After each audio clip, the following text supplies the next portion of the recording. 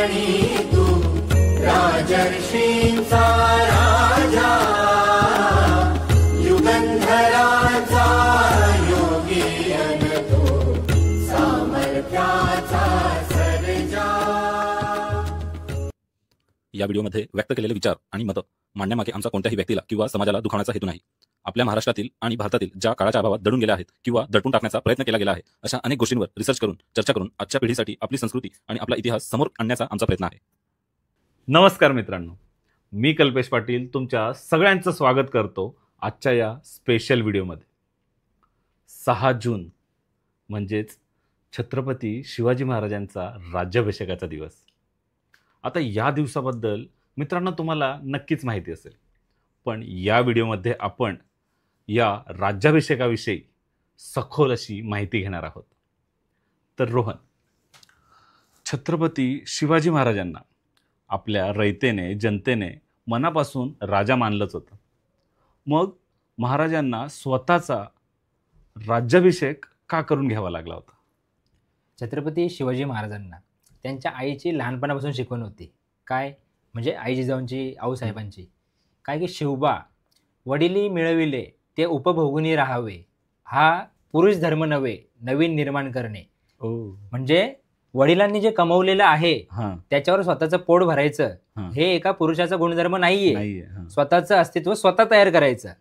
आणि आतापर्यंत म्हणजे राज्याभिषेकापर्यंत महाराजांनी स्वतःचं अस्तित्व तयार केलेलं होतं. म्हणजे महाराजांनी सह्याद्रीतले कित्येक किल्ले जिंकले होते. महाराजांनी इथले मावळ्यांना सोबत घेऊन स्वराज्य तर निर्माण केलं होतं. आणि पण कुठेतरी या स्वराज्यातील जी रयत होती, जी जनता होती, त्यांना असं वाटत होतं की आम्हाला जाणणारा कोणीतरी जाणता राजा असावा. त्यासाठी हा राज्याभिषेक. या अखंड हिंदुस्थानातील जे हिंदू लोक होते, जी जनता होती, त्यांना असं वाटत होतं की आमचा कोणीतरी असावा राजा. त्यासाठी हा राज्याभिषेक. आणि राजकीय दृष्ट्या जर म्हणजे आपण बघायला गेलो तर संपूर्ण भारतामध्ये अखंड हिंदुस्थानामध्ये जेवढे पण जे सत्ताधीश होते ते कोण होते? इस्लाम सत्ताधीश. म्हणजे मुघल, आदिलशाह, निजामशाह, कुतुबशाह हे सर्व इस्लामी सत्ताधीश होते. म्हणजे उत्तर भारतापासून दक्षिण भारतापर्यंत जर बघितलं त्यांचीच सत्ता होती. आणि महाराजांनी सुद्धा पण लहानपणापासून बघितलेलं होतं की हे सर्व सत्ताधीश आहेत इस्लामी, आणि ह्यांनी जो अन्याय केलेला आहे रयतेवर हे सर्व महाराजांनी बघितलेलं होतं. आणि या रयतेला पण आता असं वाटत होतं की आमचा पण कोणीतरी आशेचा किरण असावा. आणि महाराजांना वाटत होतं, आई जिजाऊंना वाटत होतं, शहाजीराजांना पण आधी वाटत होतं की एक हिंदूंचं स्वतःचं सार्वभौम असं राष्ट्र असावं आणि त्या राष्ट्राचा कोणीतरी राजा असावा.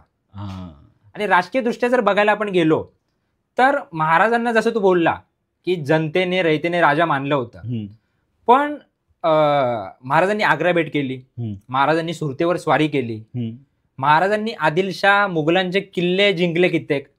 तर ह्या सर्व गोष्टींमध्ये ना त्या काळामध्ये असं म्हणजे महाराजांना हे लोक काय समजत होते? म्हणजे महाराज किल्ले बळकवणारा माणूस आहे, महाराज सुरतेवर स्वारी केली, महाराज लुटारू आहेत, महाराज बंडखोर आहेत, असे यांचे म्हणजे महाराजांची इमेज यांच्या नजरेत महाराज असं होतं. तर हे लोक असे समजत होते. पण यांना कुठेतरी दाखवायचं होतं की एक हिंदूंचा पण कोणते राजा आहे, तर याच्यासाठी हा राज्याभिषेक होता. म्हणजे आपल्यातलेच काही लोक म्हणजे जसं की जावळीचे चंद्रराव मोरे, म्हणजे चंद्रराव हे पद होतं आणि एक आदिलशहाचे सरदार होते ते मोरे घराणं. तर हे लोक पण महाराजांचं अस्तित्व, जे मराठी आणि हिंदू लोक असून पण महाराजांचं अस्तित्व मान्य नव्हते करत. आपल्यातल्या जसे काही लोक होते. तर महाराजांना या गोष्टीमुळे वाटत होतं की जर मी राज्याभिषेक केला तर मग हे म्हणजे यांची बोलती बंद होऊन जाईल, नाही का? तर याच्यामुळे महाराजांनी राज्याभिषेक करायचं ठरवलं. त्याच्यानंतर 4 वर्ण आहेत जसे, म्हणजे जसं मी एक्झाम्पल देतो की महाराज म्हणजे एखाद्या ब्राह्मणाने काही गुन्हा केला तर ब्राह्मणाला शिक्षा महाराज करू शकत नव्हते. तो अधिकार फक्त एका राजालाच असतो. तर त्याच्यामुळे महाराजांना त्याच्यानंतर महसूल, महाराजांनी समजा एखादा प्रदेश जिंकलेला आहे, महाराजांना महसूल आता पण भेटत होता. महाराजांनी समजा आदिलशहाचा कुठला प्रदेश जिंकलाय त्या प्रदेशातला महसूल महाराजांना येत होता, भेटत होता. पण ऑफिशियल रित्या महाराजांना हे भेटण्यासाठी म्हणजे एक राजाचे जे अधिकार असतात ते महाराजांना हवे होते. तर मागील काही काळापासून म्हणजे महाराजांना माहिती होतं की हे इस्लामी राजवटीतले जे आहेत सत्ताधीश यांनी जे काही कायदे बनवले होते त्यांचे ते कायदे कुठेतरी बंद करून स्वतःचे कायदे ते अंमलात आणायचे होते महाराजांना.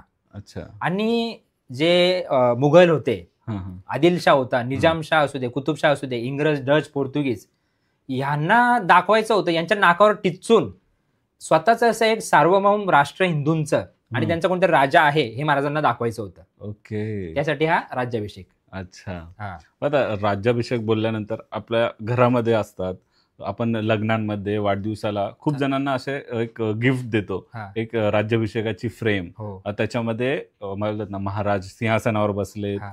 अनेक काय बोलतात ना त्यांचे सरदार आहेत, हा. इंग्रज आहेत, हा. प्रजा आहे, एक एक दृश्य असं डोळ्यासमोर उभं राहतं. तर इतिहासामध्ये या राज्याभिषेकाचं काय वर्णन आहे? राज्याभिषेकाच्या वेळेस इथे रायगडावर हजारो लोक उपस्थित होते. आणि राज्याभिषेकाच्या वेळेस नक्की काय झालं, राज्याभिषेकाच्या आधी काय झालं आणि राज्याभिषेकानंतर काय झालं, ह्या सर्व गोष्टी जर कोणी नमूद करून ठेवल्या असतील तर तो म्हणजे हेनरी ऑक्झंडन. जसं तू मगाशी बोलला ती राज्याभिषेकाची फ्रेम, त्याच्यामध्ये आपल्याला इंग्रज अधिकारी दिसतो, तो इंग्रज अधिकारी म्हणजे हा हेनरी ऑक्झंडन. ओके. आता हे हेनरी ऑक्झंडन बद्दल आपण थोडं जाणून घेऊ. हा हेनरी आणि याचे 2 भाऊ, हे म्हणजे सख्खे आणि चुलत भाऊ, हे सर्व लोक ब्रिटिशांची जी कंपनी होती ईस्ट इंडिया कंपनी, त्या कंपनीसाठी हे लोक काम करत होते. त्याचे 2 भाऊ म्हणजे जॉर्ज ऑक्झेंडन आणि क्रिस्टोफर ऑक्झेंडन यांचे थडगे आज पण सुरतमध्ये आहेत, आपल्याला बघायला भेटतात. ओके. हा. आणि या हेनरीने म्हणजे हा हेनरी फक्त राज्याभिषेकासाठी नव्हता आला तिथे, तर शिवाजी महाराजांचा, छत्रपती शिवाजी महाराजांचा जो वाढता प्रभाव होता, वाढत चाललेला, याच्यावरून त्यांना समजलेलं होतं की महाराजांसोबत काहीतरी मैत्रीपूर्ण आपण संबंध बनवावे. अच्छा. आणि काहीतरी राजकीय वाटाघाटी करण्यासाठी आणि महाराजांसोबत काही तहांच्या बोलणी करण्यासाठी हा तिथे आलेला होता. ओके. आणि तो महाराजांच्या राज्याभिषेकाच्या आधी 15 ते 20 दिवस तो आधी आलेला होता आणि पूर्ण 1 महिना तो थांबलेला होता आणि त्या 1 महिन्याचं त्याने पूर्ण असं वर्णन केलेलं आहे. अच्छा. म्हणजे तो त्याच्या दिवसाचा अहवाल लिहायचा आणि तो अहवाल लिहून त्याला त्या ईस्ट इंडिया कंपनीला पाठवायला लागायचा. अच्छा. अपडेट देण्यासाठी. आणि त्याच्यामध्ये त्यांनी महाराजांचं राज्याभिषेकाचं पूर्ण वर्णन केले. म्हणजे आपण त्याचा आभार मानायला पाहिजे, मला तरी वाटतंय. का तर महाराजांचं वर्णन तिथे 2च व्यक्तींनी केले, जसं मी पुढे वर्णन करेल ते. पण या हेनरीचा म्हणजे आभार मानायला पाहिजे, त्यांनी 1-1 दिवसाचं वर्णन केलेलं आहे महाराजांच्या बाबतीत. डिटेलिंग म्हणजे. तर 13 एप्रिल 1674 म्हणजे त्या दिवशी हेनरी काय लिहितो की आज मी मुंबईवरून रायगडाकडे निघालेलो आहे. माझ्यासोबत माझे 2 सहकारी आहेत, कोण, जॉर्ज रॉबिन्सन आणि मायकल थॉमस, आणि माझा दुभाषी नारायण शेणवी. म्हणजे दुभाषी म्हणजे ट्रान्सलेटर, जो भाषा तो म्हणजे हे करेल, ट्रान्सलेट करून सांगेल. तर माझा दुभाषी माझ्यासोबत आहे आणि ते लोक मुंबईवरून रायगडाला निघतात. आता मुंबई आणि रायगड हे तेव्हा समुद्री मार्ग जास्त लांब नव्हतं, पण त्याने त्याचं सगळं वर्णन केलंय. मग तो काय बोलतो की माझ्या सहकाऱ्यांसोबत मी निघालेलो आहे, रात्री 9च्या सुमारास मी पोर्तुगल सौल या बंदरावर येऊन पोहोचलोय. अच्छा. हा. आणि इथे पोहोचल्यावर मला कळालं इथे सर्व बंद झालेलं आहे, म्हणजे सूर्यास्ताच्या वेळेस सर्व बंद झालेलं आहे. आम्ही तिथे विचारपूस केली की हे सर्व बंद काय, तर तिथल्या लोकांनी आम्हाला सांगितलं की शिवाजी राजाच्या भीतीने हा जो बंदर आहे, इथल्या जे वेशी आहेत या सर्व सूर्यास्ताच्या वेळेसच बंद होतात. ओके. हा. आणि आम्हाला ह्या गोष्टीमुळे म्हणजे बंदर बंद होतं ते, या गोष्टीमुळे आम्हाला तिथल्या गावाच्या बाहेरचं जे सेंट सेबेस्टियन चर्च आहे त्या चर्चमध्ये आम्हाला रात्र काढावी लागली. अच्छा. हा. आणि आम्हाला आज कळून चुकलंय की शिवाजी महाराजांची दहशत इथे काय आहे, हे त्याने वर्णन केलेलं आहे 13 मेचं. पुढे 19 मेला तो लिहितो, हेनरी काय लिहितो की आज गांगवली निजामपूर या मार्गे मी पाचाडला पोहोचलो. पाचाड म्हणजे रायगडच्या जवळचं ठिकाण होतं. आणि इथे आल्यावर मला कळालं की शिवाजी राजे हे रायगडावर नाहीयेत, ते भवानी देवीच्या दर्शनासाठी प्रतापगडावर गेलेले आहेत. अच्छा. आणि आज आम्हाला रायगडावर जायची परवानगी नाकारलेली आहे, हे हेनरीने लिहिलेलं आहे. त्याच्यानंतर हेनरी 22 मेला काय लिहितो, 21-22 मेचा प्रसंग आहे, तेव्हा तो लिहितो की आज माझे निराजी पंत, जे शिवाजी महाराजांचे पंत होते, त्यांच्यासोबत आज माझी भेट झाली आणि त्यांनी मला सांगितलं की महाराज रायगडावर आलेले आहेत. हा. आणि आम्हाला रायगडावर जायची परमिशन भेटलेली आहे. तर आम्ही दुपारच्या वेळेस रायगडावर जायला निघतो आणि सूर्यास्ताच्या वेळेमध्ये आम्ही रायगडावर पोहोचलेलो आहे. या रायगडावर पोहोचलो आणि इथली जी भव्य दिव्यता पाहून आम्हाला, रायगडाची म्हणजे भव्य दिव्यता पाहून आम्हाला असं म्हणजे वाटतंय की जर या किल्ल्यावर कोणी फितुरी केली तरच हा किल्ला म्हणजे शत्रूच्या ताब्यात जाऊ शकतो. ओके. फितुरीशिवाय हा किल्ला जिंकणे अशक्य आहे. इथले घर, रायगडावरचे इथले दरबार, इथले महाल आणि बाजारपेठ इथल्या इमारती म्हणजे 300 इमारती तरी असतील, त्याने असं वर्णन केलंय. अच्छा. हा, आणि ह्याच्याबद्दल सर्व रायगडाबद्दल त्यांनी असं लिहिलेलं आहे. आणि महाराजांनी महाराजांच्या महालापासून 1 ते 1.5 मैल अंतरावर आमची राहायची सोय केलेली आहे. हे सर्व त्या 22 मेचा आणि 21 मेचा त्यांनी प्रसंग लिहिलेला आहे. पुढे 26 मेला हेनरी काय लिहितो की आज निराजी पंतांनी आमची महाराजांसोबत भेट घालून दिली. राज्याभिषेकाच्या कामामध्ये महाराज खूप व्यस्त होते, तरी त्यांनी त्यांचा अमूल्य वेळ आम्हाला दिलेला आहे. आणि आम्ही महाराजांना म्हणजे आमच्या ईस्ट इंडिया कंपनीने जो नजराणा दिलेला होता, जो नजराणा म्हणजे कोणासाठी भेट दिलेली, कोणासाठी? शंभूराजांसाठी. म्हणजे त्यांनी लिहिलंय ते पण की युवराज शंभूराजे आणि शिवाजी महाराज यांना आमच्या कंपनीने जे भेट आणि नजराणा दिलाय तो आम्ही पेश केलेला आहे. आणि आम्ही आमच्या तहांच्या बोलणी महाराजांसोबत केले आहे. आणि महाराजांना जशी भेट दिली मी, तेव्हा महाराज बोलले की तुमच्यासोबत तह झालेला आहे, तुम्हाला हवा तसा तुम्ही व्यापार करा, माझ्या राज्यामध्ये तुम्हाला सवलती देईल मी. पण मी त्यांना सांगतो की आमची नाणी आम्हाला तुमच्या राज्यामध्ये चालवायची परवानगी द्या. ओके. हा, पण ही गोष्ट महाराजांनी ऐकली आणि त्यांनी सांगितलं की तुम्ही मोरोपंतांसोबत पुढच्या तहाची बोलणी करा. आणि महाराज तिथून आणि युवराजांना म्हणजे शंभूराजे तिथून निघून गेलेले आहेत. अच्छा. हा, आणि याच वेळेस मी महाराजांना मी आमची राजेशाही खुर्ची आणलेली आहे, म्हणजे त्याने खुर्ची आणलेली होती, ती राजेशाही खुर्ची मी महाराजांना भेट दिली. ओके. हा, पण महाराजांना माहिती होतं हे इंग्रज कसे आहेत. महाराजांनी ती गोष्ट नाकारली यांना. कुठली? की तुमचे जे चलन आहे ते महाराज त्यांना सरळ सांगतात की म्हणजे मोरोपंत सांगतात की तुमचं चलन इथे चालणार नाही, इथे आमचंच चलन चालेल.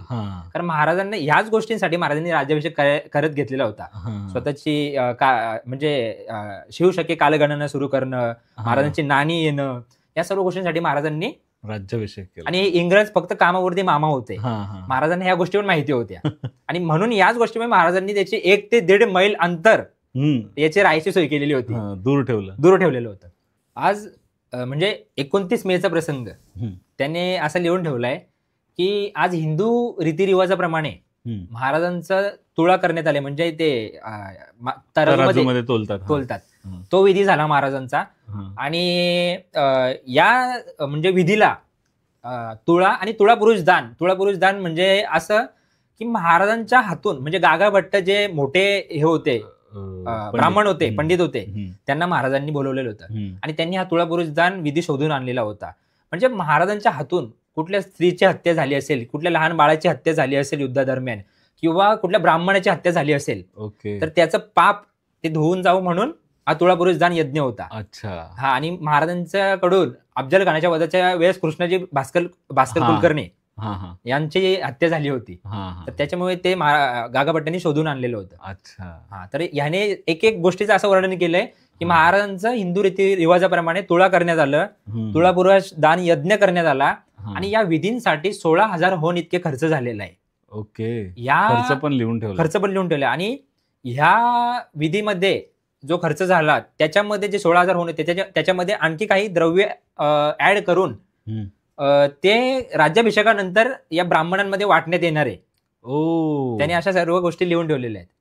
पुढे आता प्रसंग येतो 5 जून म्हणजे महाराजांच्या राज्याभिषेकाच्या आदला दिवस. तर त्या मुळात म्हणजे आपल्याला काय वाटतं की राज्याभिषेक हा एकच दिवसाचा होता, 6 जून.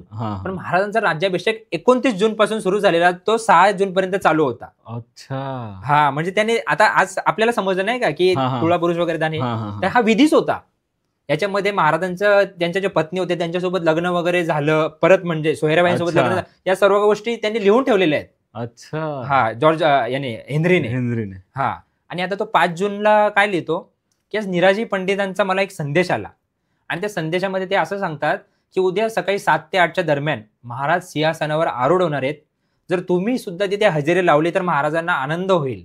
अच्छा. आणि या गोष्टीचा मी विचार केला आणि रिकाम्या हाती जाणं तिथे मला योग्य वाटत नाही, म्हणून मी महाराजांसाठी एक छोटासा नजराणा देखील तयार ठेवला आणि निराजी पंडित यांना मी संदेश पाठवला की मी उद्या योग्य वेळेस तिथे हजर राहील. आणि आता 6 जूनचं म्हणजे महाराजांच्या राज्याभिषेकाच्या दिवसाचं तो वर्णन करताना लिहितो की सकाळी 7 ते 8च्या दरम्यान मी योग्य वेळेत महाराजांच्या दरबारात हजर झालो. तिथे माझा दुभाषिक नारायण शेणवी याने महाराजांना मी आणलेला नजराणा पेश केला. म्हणजे त्याने एक हिऱ्याची अंगठी आणलेली असते. अच्छा. हेनरीने, आणि तो दुभाषी महाराजांना देतो तिथे. पुढे तो लिहितो की महाराजांनी मी लांबूनच मुजरा केला हा, आणि महाराजांनी मला पाहिलं आणि त्यांच्या सिंहासनाजवळ मला बोलवलं. हा, आणि सिंहासनाच्या जवळ जेव्हा मी गेलो हा, तेव्हा मला दिसलं की सिंहासनाच्या बाजूला हा, मोरोपंत आणि शंभूराजे एका उंचवट्यावर बसले होते आणि ते सिंहासन इतकं भव्य दिव्य होतं की म्हणजे ते बघून मी आश्चर्यचकित झालेलो आहे. आणि या सिंहासनाच्या एका बाजूला म्हणजे ते मोरोपंत आणि शंभूराजे बसलेले होते हा, आणि दुसऱ्या बाजूला भाल्याच्या टोकावर एक भगवा जरी पटक्याने म्हणजे भगवा जरी पटक आपण बोलतो एक भगवा ध्वज आहे हा, तो डौलाने फडकतोय हा, आणि त्याच्यासोबतच काही राजचिन्ह आहेत आणि त्याचं सविस्तर त्याने वर्णन केलं की मासा आहे म्हणजे आणि प्रत्येक गोष्टीचं त्याने एक एक छोटं वर्णन करून ठेवलंय. अच्छा, हा, तिथून मी जसं राज्याभिषेकात महाराजांचं झालं तिथून मी बाहेर आलो आणि बाहेर दाराशी म्हणजे महालाच्या दाराशी मी बघितलं हा, की तिथे 2 हत्ती आहेत हा, आणि त्या हत्तींच्या बाजूला 2 शुभ्र असे पांढऱ्या रंगाचे घोडे आहेत, ज्यांना शृंगार करून नटवलेलं आहे. म्हणजे ओके, हे असं सर्व त्यांनी वर्णन केलं. आणि हा. आता मी विचारात पडलोय की रायगडची वाट एवढी बिकट असताना हे पशु इथे आले कसे, हा, याचा आम्ही सर्व अधिकारी विचार करतोय. हा, हा, तर म्हणजे या हेनरीने अशा छोट्या छोट्या गोष्टींचं सर्व वर्णन करून ठेवलं. मी तर एवढंच सांगितलं हा, पण त्याने सर्व वर्णन करून ठेवलेलं आहे. अच्छा, हा, आणि या हेनरी सोबतच म्हणजे त्या दरबारामध्ये आणखी एक व्यक्ती होते ज्यांचं नाव कृष्णाजी अनंत सभासद, म्हणजे ज्यांनी जी सभासद बखर लिहिली हा, राजाराम महाराजांच्या काळामध्ये, हा, हा, ते पण तिथे हजर होते. पण सभासद बखर त्यांनी राजाराम महाराजांच्या काळात लिहिलेली आहे अच्छा, आणि त्यांनी सुद्धा वर्णन केलेलं आहे या सर्व गोष्टींचं. पण हेनरी एवढं नाही केलंय, हा, हा, त्यांनी संस्कृतमध्ये आणि त्या भाषेमध्ये वर्णन केलेलं आहे. आणि त्याच्यातलं मला एक वाक्य मला फक्त एक बोलायचं जे मला खूप भावलं, असं की त्यांनी एवढं सुंदर लिहिलंय की या समयी म्हणजे या योगी पृथ्वीवर म्लेंच पातशहा एक, हा मी पूर्ण म्हणजे वाक्य सांगतो आणि त्याचं वर्णन करतो. हा, हा, या योगी सर्व पृथ्वीवर म्लेंच पातशहा एक मराठा पातशाह एवढा छत्रपती झाला, ही गोष्ट सामान्य नव्हे.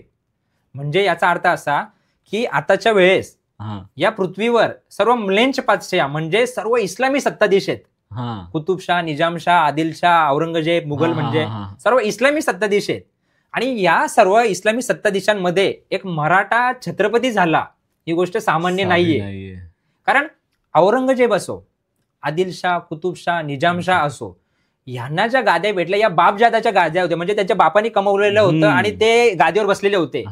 पण छत्रपती शिवाजी महाराजांचे वडील छत्रपती नव्हते किंवा राजे नव्हते. छत्रपती शिवाजी महाराजांनी स्वतःचं सार्वभौम राष्ट्र स्वतः तयार केलंय आणि त्यांना रयतेने राजे बनवले. तर हे याचं वर्णन त्यांनी त्या एका वाक्यात केलंय आणि याच्यावरून आपल्याला म्हणजे वाटतं नाही का की कसा तो समारंभ झाला असेल आणि महाराजांचं तो कसं वर्णन केलं त्यांनी, कसा सोहळा झाला असेल. नक्कीच. म्हणजे आता बघा तू याच्यामध्ये सिंहासनाचं वर्णन केलं म्हणून मी एक प्रश्न विचारेल की जे 32 मण सिंहासन होतं त्याचं पुढे काय झालं, आता काय सांगशील इतिहासामध्ये काय असं वर्णन झालं त्याचं?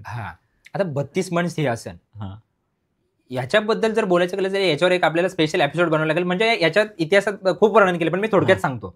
जसं की आपल्याला पहिला प्रश्न काय पडतो की 32 मण म्हणजे नक्की किती काय.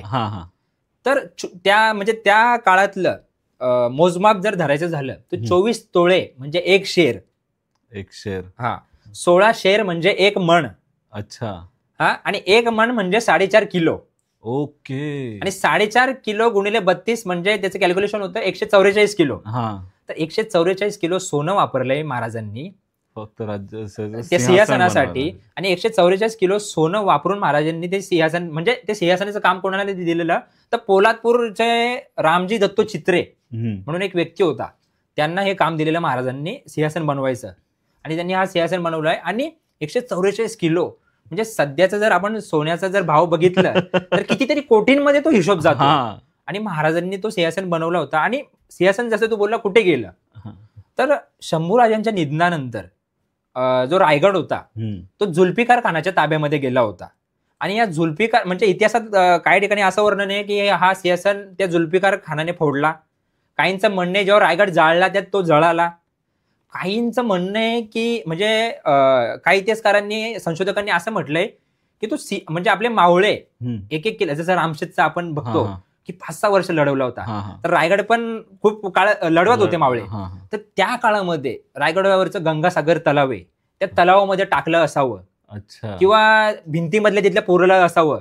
जसं ती मध्ये कोणती सिरीज आलेली आहे ती आता हा सिक्रेट ऑफ शिलेदार. हा त्याच्यामध्ये तो गुप्त खजिना नाही का दाखवला, हा हा हा त्या टाईप मध्ये कुठेतरी रायगडावर लपवून ठेवलं असावं. कारण रायगडाचं उत्खनन हे पूर्णपणे अजून पण झालेलं नाहीये. कदाचित म्हणजे काय बोलतात, पुरातत्व खाते म्हणजे मध्ये एक मी न्यूज वाचलेली की पुरातत्व खात्याने उत्खनन केलेलं गंगासागर तलाव जेव्हा आटलेला तेव्हा उत्खनन केलेलं आणि त्याच्यामध्ये त्यांना एक दरवाजा भेटलेला. अच्छा. आणि तो दरवाजा खूप खोलपर्यंत म्हणजे त्याचं अजून काम बाकी आहे उत्खननाचं. ओके. पण सांगू शकत नाही नक्की काय झालं. याच्यावर आपण एक स्पेशल व्हिडिओ बनवू नक्की काय झालेलं. तर हे 32 मण सिंहासनाबद्दल. आणि महाराजांचा एक हेतू होता, म्हणजे महाराजांनी सिंहासन ऐश्वर्य दाखवण्यासाठी नव्हता बनवला, तर महाराजांनी सिंहासन राजकीय दृष्ट्या म्हणजे विचार करून बनवलेला. काय तर महाराज आग्रा भेटीला गेलेले होते, तिथून आलेले आहेत महाराज. आदिलशाह झाला, कुतुबशाह झाला, निजामशाह झाला. तिथे तेव्हा त्या काळामध्ये काय बोलायचे की दिल्लीचं तख्त, बरोबर, तख्त इस्लामींचे तख्त, ठीक आहे. तर महाराजांना राजकीय दृष्ट्या दाखवायचं होतं की हिंदूंचा पण राजा आहे, त्याचं पण तख्त आहे, हे सर्व दाखवायचं होतं महाराजांना. आम्ही कमी नाही, आपण पण कमी नाहीये काही, या गोष्टी दाखवायच्या होत्या महाराजांना. आणि त्याच्यामुळे महाराजांनी एवढा खर्च करून हा सिंहासन बनवला होता. ओके. अजून म्हणजे एक माझ्या मनात प्रश्न आहे की राज्याभिषेकासाठी किंवा राजधानी म्हणून रायगडच का निवडला गेला होता? आता आपण थोडं खोलात जाऊन बघू. महाराजांनी अफजल खानाला कुठे मारलेलं? प्रतापगडाला किंवा जावळीचे खोरे बोलू शकत होतो आपण. त्याच्यानंतर 25 दिवसांनी महाराजांनी पन्हाळा जिंकला, म्हणजे सिद्धी जोहरला महाराजांनी पन्हाळ्याकडे खेचून नेलं. आणि सुरुवातीला महाराजांची राजधानी कुठली होती? राजगड. आणि महाराजांचा प्रदेश कुठला होता? पुणे भागाचा. तर ह्या वेळेस म्हणजे आपण जर बघायला गेलं तर अफजल खानाला महाराजांनी प्रतापगडला नेले, म्हणजे स्वतःच्या राजधानीपासून आणि स्वतःच्या प्रदेशापासून लांब नेले. सिद्धीला पण पन्हाळ्यावर नेले, स्वतःच्या प्रदेशापासून लांब नेले. पण शाहिस्ते खान आणि मिर्झा राजे जयसिंग ह्या लोकांनी काय केलं? शाहिस्ते खान पुण्यात येऊन बसलेला होता. शाहिस्ते खानामुळे तरी जास्त नुकसान नाही झालं, पण मिर्झा राजे जयसिंग जेव्हा त्यांनी आक्रमण केलं तेव्हा त्यांनी महाराजांच्या प्रदेशावर आक्रमण केलं. आपल्या पुण्यातला जेवढी पण जनता होती त्यांच्यावर त्यांनी अत्याचार केले आणि त्याचं सैन्य हे राजगडाच्या पायथ्याशी पोचलेलं होतं. ओके. म्हणजे महाराजांनी तिथे धोका ओळखला की जर राजधानीच्याच पायथ्याशी याने जर वेढा घातला तर हे धोकादायक होऊ शकतं. आणि यामुळे महाराज किल्ला शोधायला सुरुवात करतात आणि महाराजांनी भेटतो रायगड. का रायगड? तर रायगडाची जी उंची आहे ती समुद्र सपाटीपासून 4000 ते 4,500 फूट उंच आहे रायगड. रायगडच्या आजूबाजूला जर बघायला गेलं तर 50 ते 60 किल्ले हे महाराजांच्या ताब्यामध्ये होते. अच्छा. आणि बऱ्याच शत्रूच्या ताब्यामध्ये जरी कुठला किल्ला असेल तर रायगडावर सरळरित्या कोणी तोफांचा मारा करूच शकत नाही, ते गोळे पोचणारच नाही. ओके. असा अभेद्य किल्ला होता रायगड. आणि रायगडाचं जर बोलायला गेलं तर समुद्र जवळ होतं रायगडाला. म्हणजे जर आरमार जवळ असेल, समुद्र जवळ असेल, महाराजांचं आरमार म्हणजे महाराजांचा आरमार ते समुद्रा थ्रू म्हणजे जंजिऱ्याचा सिद्धी, डच, इंग्रज, पोर्तुगीज किंवा मुघलांचा आरमार यांच्यावर लक्ष ठेवू शकतो. आणि रायगड बोलायला गेलो तर हा कोकणात होता. आणि जर शत्रूला यायचं तर कित्येक घाट उतरून रायगडापर्यंत पोहोचायला लागेल. तर या म्हणजे काय बोलतात, भौगोलिक दृष्ट्या आपण रायगड भक्कम होता बोलू शकतो. आणि शत्रू रायगडापर्यंत नाही पोचावा, आपल्या राजधानीच्या शहरापर्यंत नाही पोचावा, या सर्व गोष्टींमुळे महाराजांनी रायगड ठरवला होता. ओके. राजधानीचं शहर. आता मी असं पण आहे इतिहासामध्ये की शिवाजी महाराजांचा दुसऱ्यांदा पण राज्याभिषेक झाला होता, त्याचा काय इतिहास आहे, तू काय सांगशील याबद्दल? महाराजांचा राज्याभिषेक झाला ज्येष्ठ शुद्ध त्रयोदशीला म्हणजे 6 जूनला. आणि कोणी केलेला? तो गागा भट्ट. तर तिथे राज्याभिषेकाच्या वेळेस एक आणखी व्यक्ती म्हणजे तिथे होता, त्याचं नाव निश्चलपुरी गोसावी. ठीक आहे. आणि हा माणूस तिथे होता. राज्याभिषेक झाल्यानंतर हा माणूस महाराजांना भेटतो आणि महाराजांना सांगतो की गागा भट्टांनी जो राज्याभिषेक केलेला आहे त्याच्यामध्ये मला काहीतरी तांत्रिक चुका दिसत आहेत. ओके. आणि त्याच्यामुळे येणाऱ्या काही दिवसात तुमच्यासोबत अपशकुन घडतील. अच्छा. तुमच्या राज्याभिषेकानंतर 13व्या दिवशी, 25व्या दिवशी, 65व्या दिवशी आणि 55व्या दिवशी काहीतरी अपशकुन घडतील. ओके. असं त्यांनी महाराजांना सांगितलं. आणि महाराजांच्या राज्याभिषेकानंतर 12व्या-13व्या दिवशी आई जिजाऊंचं निधन होतं. त्याच्यानंतर 25व्या दिवशी प्रतापगडावर महाराजांची जी घोड्यांची पाग असते म्हणजे घोड्यांचे जे हे असते ते जळून जातं. तबेला. ते जळून जातं. त्याच्यानंतर महाराजांचा एक हत्ती मरतो आणि काही घोडे पण मरतात. असे अपशकुन त्या दिवसाला होतात. हे ज्या दिवसाने सांगितलं त्याच दिवशी होतात. आणि ह्या सर्व गोष्टींचं जे वर्णन आहे ते गोविंद बर्वे आणि हा निश्चलपुरी गोसावी. आता हा गोविंद बर्वे कोण, तर हा निश्चलपुरी जो गोसावी होता त्याचा हा शिष्य असतो. अच्छा. आणि तो तिथून निघून गेला त्याच्या शिष्याकडे. त्यांच्यामध्ये जे कन्व्हर्सेशन झालंय त्याच्यावर ग्रंथ आहे शिवराज्याभिषेक कल्पतरू. ओके. जो या गोविंद बर्वेने लिहिलेला आहे. पण ह्याच्यामध्ये ना इतिहासात खूप मतभेद आहेत. याच्यावर आपल्याला एक स्पेशल व्हिडिओ बनवायला लागेल की महाराजांचा दुसरा राज्याभिषेक नक्की काय झाला, कसं झालं, काय झालं. कारण याच्यावर रिसर्च करणं खूप गरजेचं आहे. कारण हा ग्रंथ काही इतिहासकारांच्या मते असं आहे की समकालीन आहे, म्हणजे महाराजांच्या त्यावेळेस लिहिलेला ग्रंथ आहे. आणि काही इतिहासकारांच्या मते असं आहे की तो 1730-1740 या पिरियड मध्ये लिहिलेला आहे, उशिरा लिहिला, नंतर लिहिलेला आहे. आणि त्याच्यामध्ये त्या ग्रंथामध्ये असं वर्णन केलंय की म्हणजे आपण बोलू शकतो की निश्चलपुरी गोसावी बद्दलच सगळं त्याने लिहून ठेवलंय. अच्छा. म्हणजे इतर गोष्टी लिहिल्या नाही की त्यावेळेस चांगल्या गोष्टी पण झालेल्या महाराजांच्या राज्याभिषेका वेळेस, म्हणजे काही दिवस आधी. म्हणजे त्यांनी काय लिहिलंय, हे सगळं ज्या चुकीच्या गोष्टी झाल्या, ज्या माझ्या गुरूंनी सांगितलेल्या आणि त्या चुकीच्या गोष्टी झाल्या त्यांनी तेच लिहिलंय. पण काही चांगल्या गोष्टी झालेल्या, जसं की दौलत खान आणि प्रतापराव गुजरांचं आधी निधन झालेलं, त्यांच्या सैन्याने काही जो खजिना गोळा करून आणलेला, ज्या चांगल्या गोष्टी झालेल्या त्या गोष्टी त्यांनी लिहिल्याच नाही. अच्छा. किंवा राज्याभिषेकाच्या दिवशी पण ज्या काही चांगल्या गोष्टी झाल्या त्याच्याबद्दल मग काहीच लिहिलं नाही त्याने. फक्त माझ्या गुरूंनी एवढं सांगितलं, तेवढं झालं, अशा गोष्टी लिहिलेल्या आहेत. तर याच्यावरून थोडं संशयास्पद गोष्टी आहेत, याच्यावर आपण एक स्पेशल व्हिडिओ बनवू. नक्कीच. तर हा असा सर्व प्रसंग झालेला, म्हणजे पण दुसरा राज्याभिषेक महाराजांनी केला. निश्चलपुरी गोसावी यांच्या सांगण्यावरून महाराजांनी दुसरा राज्याभिषेक केला होता. आणि त्याचं वर्णन शिवराज्याभिषेक कल्पतरू, शिवपूरकर शकावली आणि महाराजांचा दुसरा राज्याभिषेक असा काहीतरी ग्रंथ तो आता लिहिलेला आहे समजा. पण शिवपूरकर शकावली आणि शिवराज्याभिषेक कल्पतरू पुरातन हे त्या म्हणजे तिथल्या त्या काळातले ग्रंथ आहेत. अच्छा. छत्रपती शिवाजी महाराजांचा जेव्हा राज्याभिषेक जेव्हा होत होता त्यावेळी म्हणजे महाराजांनी असे कोणतं युद्ध म्हणजे कोणती मोहीम केली होती का? तर म्हणजे आपण बोलतो ना महाराज एक चांगले योद्धा होते. तर राज्याभिषेक 40 दिवसांवर येऊन ठेपलेला आहे. आणि महाराजांचा म्हणजे आजूबाजूच्या म्हणजे रायगडाच्या आजूबाजूला 60 ते 65 किल्ले महाराजांच्या ताब्यात होते तेव्हा. आणि त्यावेळेस एक किल्ला होता ज्याचं नाव केंजळगड. आणि हा किल्ला असतो आदिलशहाच्या ताब्यामध्ये. अच्छा. तर महाराजांना कुठेतरी वाटत असतं की यार हा किल्ला माझ्या ताब्यात असावा, एकच किल्ला असतो तो. तर महाराज काय करतात, 23 एप्रिल 1674 म्हणजे राज्याभिषेक असतो 29 मे 30 मेला सुरू होणार. एक 35 ते 40 दिवस आधी ही मोहीम महाराज आखतात. आणि 23 एप्रिल 1674च्या रात्री म्हणजे 23 एप्रिल 1674ला काही निवडक मावळे महाराज घेऊन निघतात केंजळगडाला.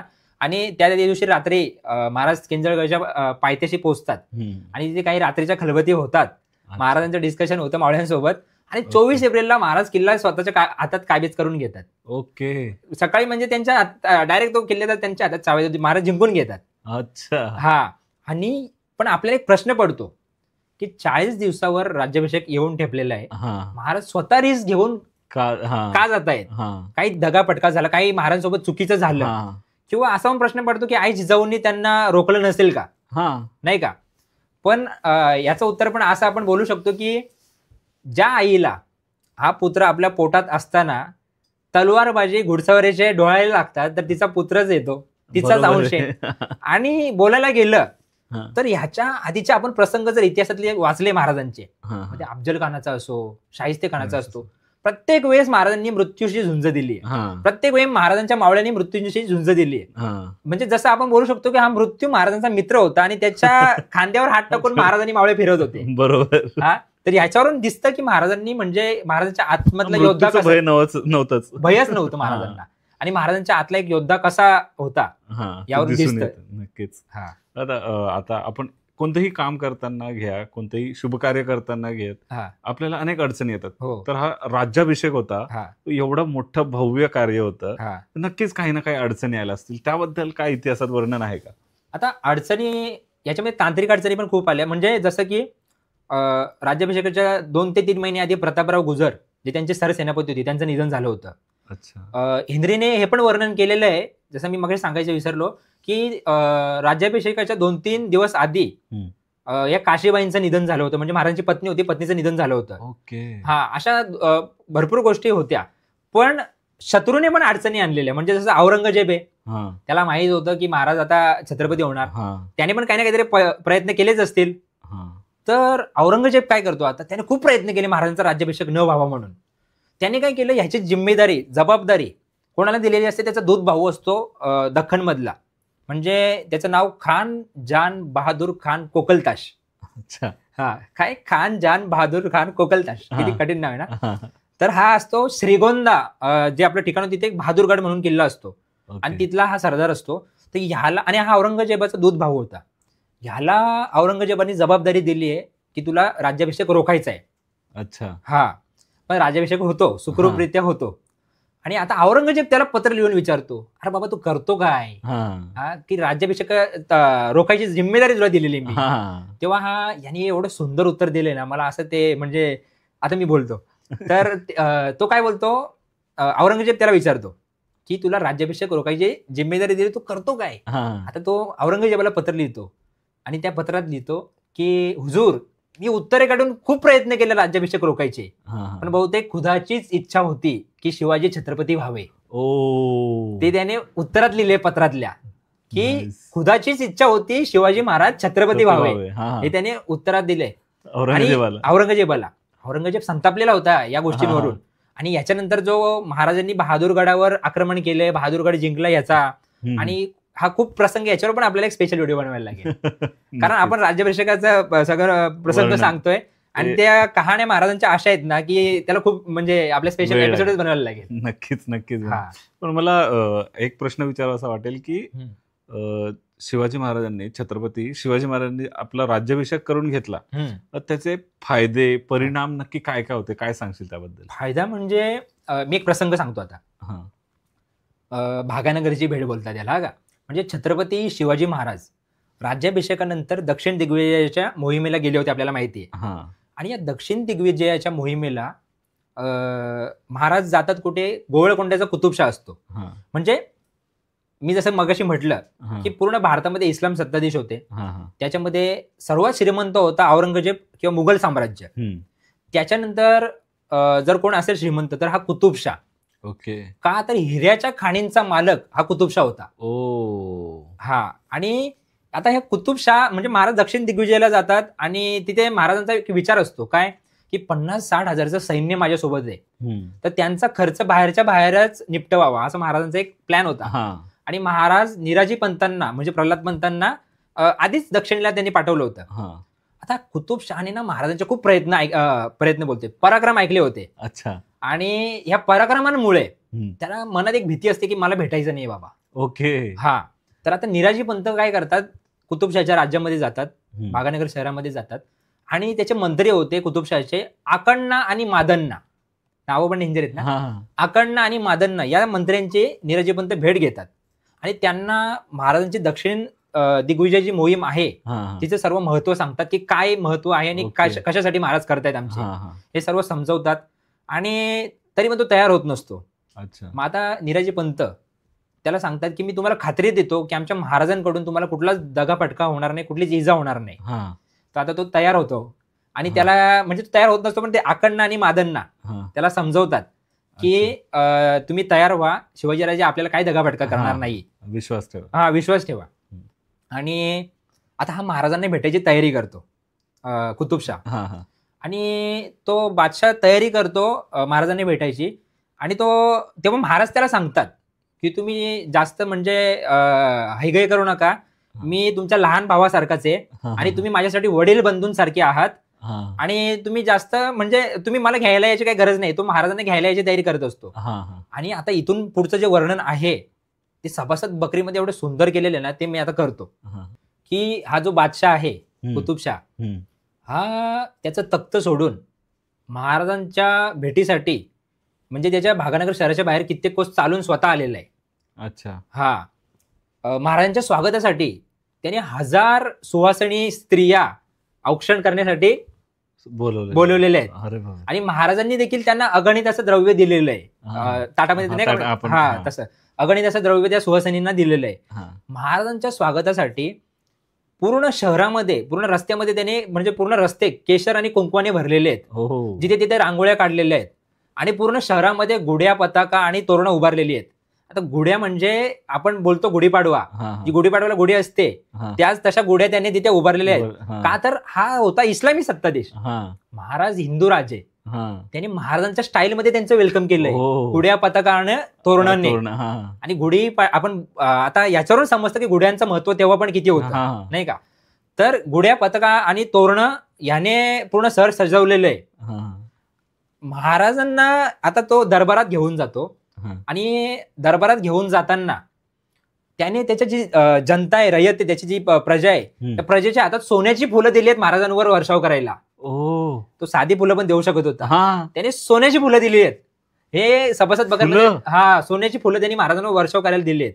आता महाराज दरबारात पोहोचतात. त्याने महाराजांना एक मिठी घट्ट मारलेली आहे. त्याचं चित्र पण इतिहासात आपल्याला बघायला भेटेल. महाराजांना घट्ट मिठी मारतो आणि तो महाराजांना लहान भावाचा दर्जा देतो. तिथे महाराजांचा हात पकडून स्वतःच्या सिंहासनावर बसवतो आणि दोघं सिंहासनावर असे बसतात आणि चर्चा करतात. हा सर्व असा प्रसंग सभासद बकर मध्ये सांगितलेला आहे. म्हणजे आपण विचार करू शकतो, महाराज आग्र्याला गेलेले, आग्र्याला महाराजांचा अपमान झाला. तो देखील बादशाहच होता, औरंगजेब, हा मुघल बादशाह. आणि हा गोवळकोंड्याचा कुतुबशाह हा देखील बादशाह आहे. आणि महाराजांच्या व्यक्तिमत्वाने तो एवढा प्रभावित झालेला आहे की त्याने महाराजांचं असं ग्रँड वेलकम केलंय. स्वतःची भावाची उपमा दिली आहे, स्वतःच्या सिंहासनावर बसून त्याने चर्चा केली आहे. आणि ह्याच्यावर आपल्याला एक स्पेशल व्हिडिओ बनवायला लागेल, कारण जो आपण इतिहासात एक प्रसंग ऐकलेला, महाराजांचा एक मावळा होता येसाजी कंक, त्यांनी हत्तीसोबत झुंज दिली होती. त्या हत्तीसोबत जी झुंज दिलेली त्या या भागानगरमध्येच दिलेली होती. म्हणजे कुतुबशाह त्यांना बोललेला होता महाराजांना की मला तुमच्या मावळ्यांचं शौर्य बघायचंय. आणि तेव्हा हा प्रसंग झालेला, याच्यावर आपण एक पूर्ण स्पेशल व्हिडिओ बनवू. नक्कीच बनवू, कारण हा प्रसंग आहे ना, हा एवढा लेंदी होईल ना सांगायला, खूप मोठी स्टोरी होईल. कारण महाराज पूर्ण 1 महिना इथे गोवळकोंड्याला थांबले होते. आणि इथे महाराजांनी त्याच्यासोबत एक तह केला होता. म्हणजे त्या तहाच्या पण खूप अटी होत्या की म्हणजे त्याच्यासोबत येऊन आदिलशाह आणि यांचा पराभव करायचा, मुघलांचा पराभव करायचा. महाराजांना तो काहीतरी महाराज त्याला काहीतरी प्रदेश जिंकून देतील आणि तो महाराजांना काहीतरी द्रव्य देईल, हे सर्व असं तह होतो. आणि याच्यावर एक स्पेशल व्हिडिओ आपल्याला बनवायला लागेल. नक्कीच. तर हा होता महाराजांच्या राज्याभिषेकाचा प्रसंग, जो आम्ही इतिहासाच्या पानावरून तुम्हाला सांगण्याचा प्रयत्न केलेला आहे. आणि हा व्हिडिओ जर तुम्हाला आवडला असेल तर तुमच्या मित्रांना जास्तीत जास्त शेअर करा. आणि व्हिडिओ आवडली असेल लाईक करा आणि आमच्या चॅनलला सबस्क्राईब करा. धन्यवाद. जय जिजाऊ, जय शिवराय, जय शंभूराजे.